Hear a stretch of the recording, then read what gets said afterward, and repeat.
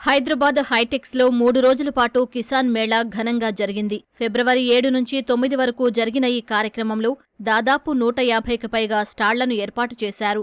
సాగులో వస్తున్న నూతన పోకడలు, సాంకేతికత, చిన్న, సన్నకారు రైతులకు అక్కరకు వచ్చే పలు రకాల పరికరాలపై అవగాహన కలిగేలా కిసాన్ మేళాను ఏర్పాటు చేశారు. ఈ మేళాలో వ్యవసాయ, ఉద్యాన శాఖలు సైతం స్టాళ్లను ఏర్పాటు చేశాయి.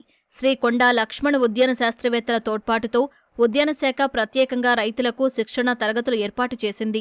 రైతులకు వచ్చేసి ఇది one of the best opportunity అండి. ఎందుకు అనంటే రకరకాల మిషనరీస్ కానీ, టూల్స్ కానీ, కొత్త కొత్త ఆవిష్కరణలు, చిన్న చిన్న రోబోట్స్, స్మాల్ స్కేల్ ఫార్మర్స్ వీళ్ళందరికీ బాగా ఉపయోగపడేటట్టు టూల్స్ అండ్ మిషనరీ తీసుకురావడం జరిగింది.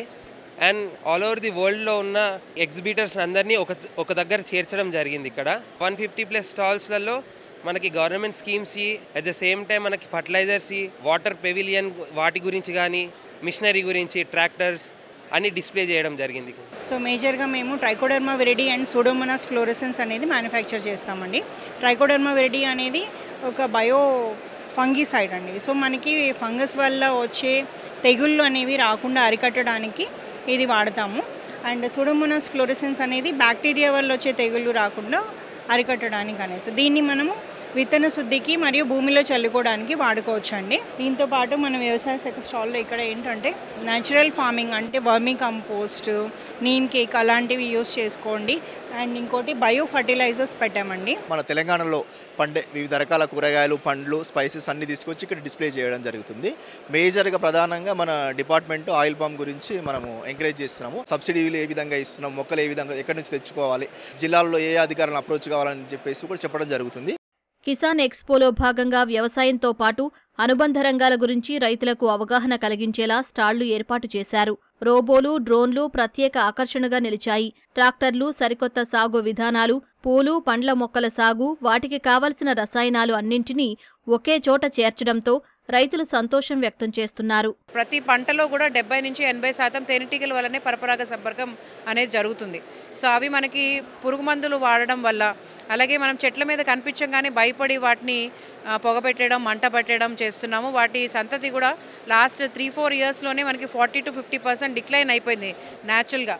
సో ఇప్పుడు చాలామంది రైతులు పాలినేషన్ అంటే పరపరాగ సంపర్కానికి ఇబ్బంది పడుతూ, ఎస్పెషలీ మ్యాంగోలో కానీ, డ్రాగన్ ఫ్రూట్లో, వెజిటబుల్స్ అండ్ అలాగే సన్ఫ్లవర్, నువ్వులు, ఆవాలు, కుసుమలు వీటన్నిటిలో దిగుబడి అనేది బాగా పడిపోయి రైతులు చాలా నష్టపోతున్నారు.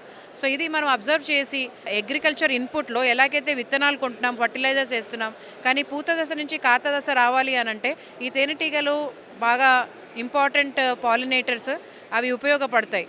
సో వాటిని ఎలా కాపాడుకోవాలి, వీటిని మనము బాక్సుల్ని మనము MIDH కింద సబ్సిడీ కింద సప్లై చేయడము, వీటిని ఎక్కడ అవైలబుల్ అవుతాయి, వీటి ఇంపార్టెన్స్ ఏంటి, ఇవి పెట్టుకోవడం వల్ల రైతులు ఎంత దిగుబడి పెంచుకోవచ్చు, కొనుగోలు చేయొచ్చు, ఇవన్నీ మేము తెలంగాణ VF సొసైటీ నుంచి మేము వీటిని అవేర్నెస్ చేయడము, ఆ బాక్సులు మేము సప్లై చేయడం కూడా చేస్తున్నాము. మనం వ్యవసాయం వైపు ఎక్కువ మక్కువ చూపించాలి అంటే యువతని సాధ్యమైనంత సులువుగా ఉండే పరికరాలను మనం కనుక అందించినట్టయితే ఉపయోగపడుతుందనే ఉద్దేశంతో ఫామ్ రోబో కంపెనీ స్థాపించడం జరిగింది. అందులో భాగంగా ఇప్పుడు ఫామ్ రోబో R1 అనే ప్రోడక్ట్ అనేది రిలీజ్ చేశాము.